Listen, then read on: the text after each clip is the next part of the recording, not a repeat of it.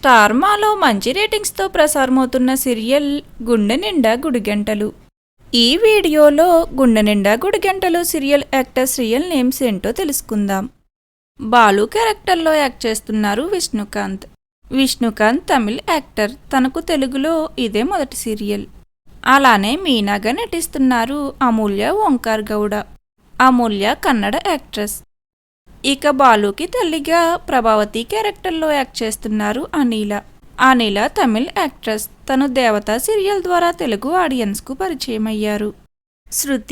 శృతి క్యారెక్టర్లో యాక్ట్ చేస్తున్నారు విహారిక.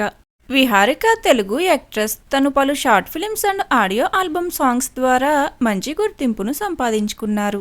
అలానే ఈ టీవీలో టెలికాస్ట్ అయిన శ్రీదేవి డ్రామా కంపెనీ షోలో పార్టిసిపేట్ చేశారు.